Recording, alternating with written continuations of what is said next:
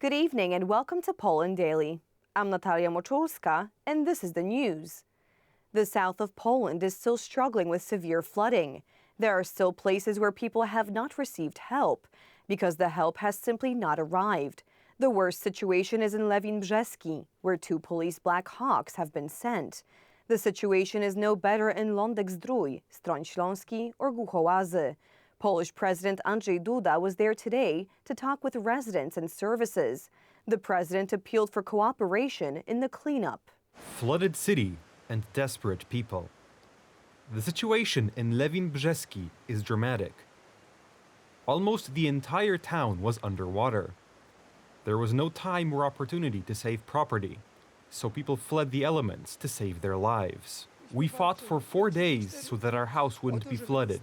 But this water came and we lost the war because we fled to the bridge. This is Ustronie. When the flood came here, the residents could only rely on their own strength. The neighbors put up a white flag. In the morning, they woke up and took the flag down from the window. And this is how the evacuation situation looked like. Nobody came.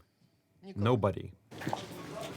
President Andrzej Duda visited the affected areas today.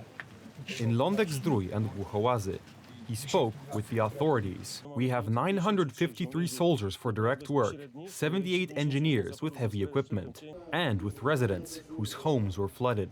Have you managed to take the most important things? Nothing. Clothes and medicine. The president thanked the brave residents and the services that helped them. This commitment is essential at this time to combat the effects of the floods as quickly as possible. They are, unfortunately, in many places much greater than those that affected the inhabitants in 1997. Lądek-Zdrój, Głuchołazy, Kłodzko, Stronie Śląskie. A tragedy of floods is unfolding in the south of Poland.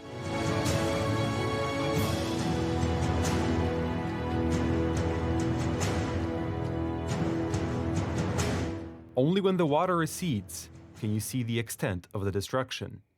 Streets where it is impossible to walk, houses to which people return with trembling hearts. I've never experienced anything like this in my life. I'm 75 years old, and I've never seen anything like it here. Now, it is important that the water level does not rise, especially on the Oder River. We have exceeded the alarm level at 6 water gauges. It's mainly the Bóbr and Odra rivers. Residents of southern Poland still can't sleep well. The weather has improved and the rain has stopped, but overflowing rivers are still a serious threat. Marcin Szewczak, Republika. As the floodwaters in Poland recede, the cleanup begins. This is also the moment when the enormity of the losses suffered by the people becomes apparent. Often the water takes everything they own. The situation many people find themselves in is simply unimaginable.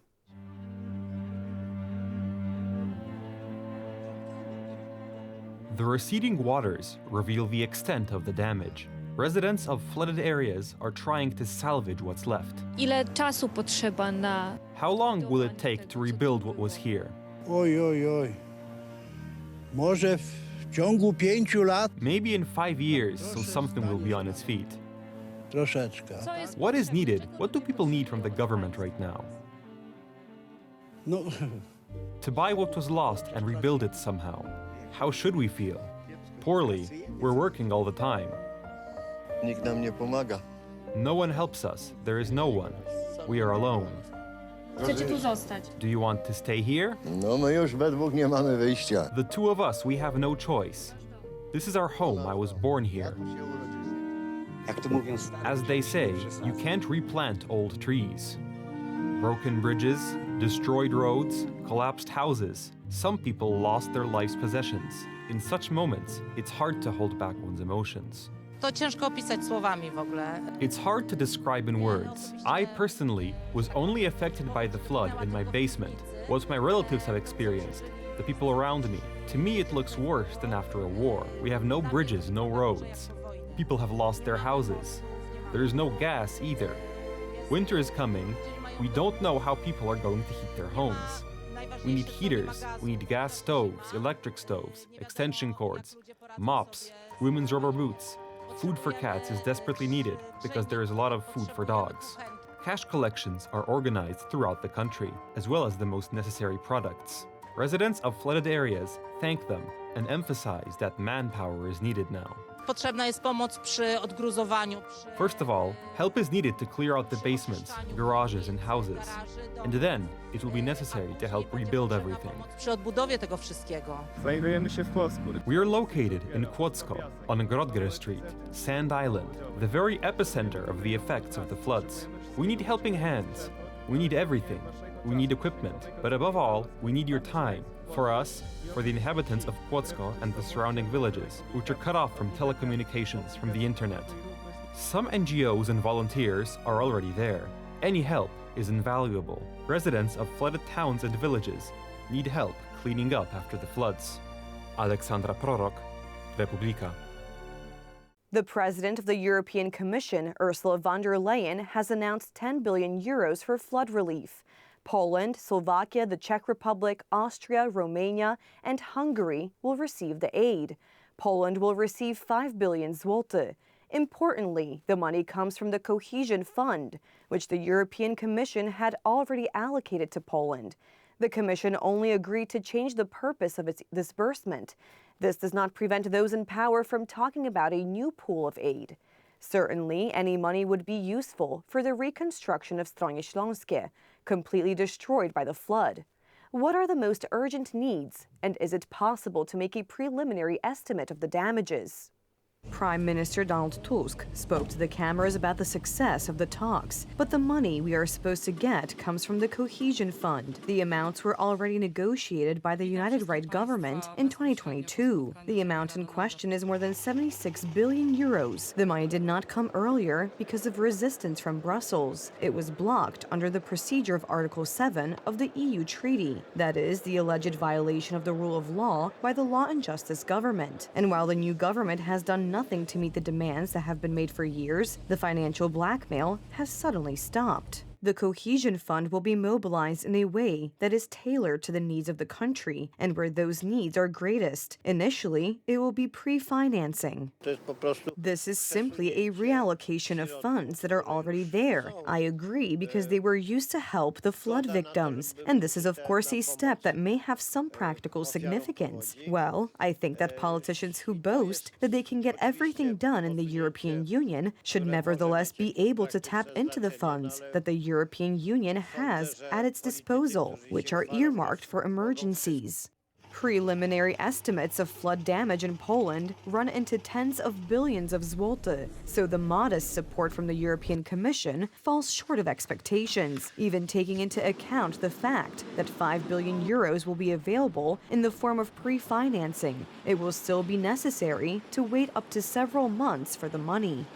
The funds will arrive within a dozen weeks at the most, but as soon as possible. First the consultations, then the reconstruction plan, and in the third stage, the discussion with the Commission. After all, the European Union has a huge budget. It has reserves in this budget. There are plenty of items from which funds could realistically be brought to the needs of Poland and other flood-affected countries. And all we have is creative accounting and appearances in the form of Mrs. Ursula von der Leyen's visit and patting herself on the back with Donald Tusk. The natural disaster in southern Poland was also an image disaster for the ruling coalition. Many measures were not taken in time, and the Prime Minister himself added fuel to the fire by talking about the forecast on Friday. The short visit of the head of the European Commission to Wrocław had a purely political meaning, which the ruling party is now trying to play with. Today, EU Affairs Minister Adam Szłapka said on a rival radio station that the money from the Cohesion Fund, although allocated 2 years ago, was new.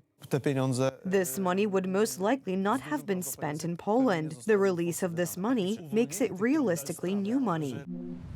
To all the whiners who say that these are old billions, these are billions that are the result of our membership in the European Union. We released them a year ago after the Law and Justice government, and now they are being managed efficiently and will go to the flood victims, and that is the most important thing. The specialty of this government is such disinformation that creates chaos, and virtually no one knows what information is true. Of course, it's not 100% additional measures. There is no mention of it. It is cohesion fund money that Poland already had allocated. Financial aid for flood victims must be immediately allocated for benefits, reconstruction of houses and farm buildings, material and psychological assistance. This year's budget includes a provision of 1,100 million zloty for preventing and dealing with the consequences of natural disasters, as well as a newly created earmarked reserve of 1 billion zloty. However, these expenditures are a small drop in the ocean of needs, given the devastation. Earlier today, European Commission President Ursula von der Leyen pledged to lend Ukraine up to 35 billion euros as part of a loan package organized by the Group of 7 major industrial nations. Von der Leyen arrived in Ukraine on Friday, focusing on helping the country to restore and reconnect its war-shattered power grid and boost its heating capacity as winter approaches. Speaking during a trip to Kiev, Ukraine, European Commission President Ursula von der Leyen said the loan will be backed by the windfall profits from immobilized Russian assets and that Ukraine can decide how the funds are spent. I am happy to announce that today the Commission has adopted proposals that will enable the European Union to lend 35 billion euros from the G7 pledge. This is a huge step forward. We are now confident that we can deliver this loan to Ukraine very quickly. The loans would be underwritten by the windfall profits earned on almost $300 billion in Russian assets, which have been frozen over its full-scale invasion of Ukraine. The vast majority of that money is held in EU nations, notably Belgium. G7 leaders agreed in June to engineer a $50 billion loan to help Ukraine in its fight for survival. Interest earned on profits from Russia's frozen central bank assets would be used as collateral, but progress in distributing the loans has been slow. The 27-nation bloc hopes that other G7 countries will follow its lead and start providing loans too. Ukrainian President Volodymyr Zelensky said that his priorities are to rebuild Ukraine's energy network, erect more bomb shelters, improve schools, and buy more weapons and ammunition. Zelensky also thanked the EU Commission for efforts in working towards a peace formula. I want to thank you for joint efforts in working towards the implementation of the formula for peace, the only real format for ending the war with a truly just and lasting peace. We must strengthen Ukraine as much as possible so that we can organize the second peace summit this year, a summit that will bring full stop to this war, full stop that will never turn into a set of dots. We, in Europe, are equally interested in peace. Peace is not freezing the conflict, nor manipulating international law. It should be trusted, and it will happen. We are confident. Meanwhile, winter is approaching. Around half of Ukraine's energy infrastructure has been destroyed during the war with Russia, and rolling electricity blackouts leave parts of the east in darkness for 4 hours at a time.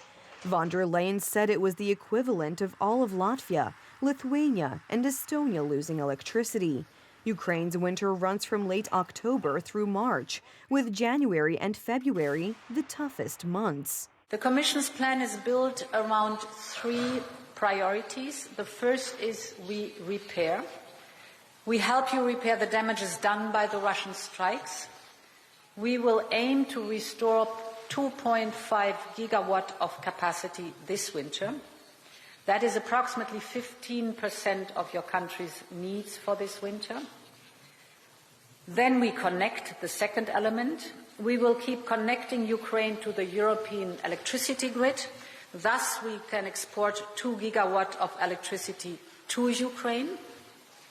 This covers roughly 12% of the country's need for the winter. So with these two pillars, repair and connect, we can cover over 25% of Ukraine's needs for this winter.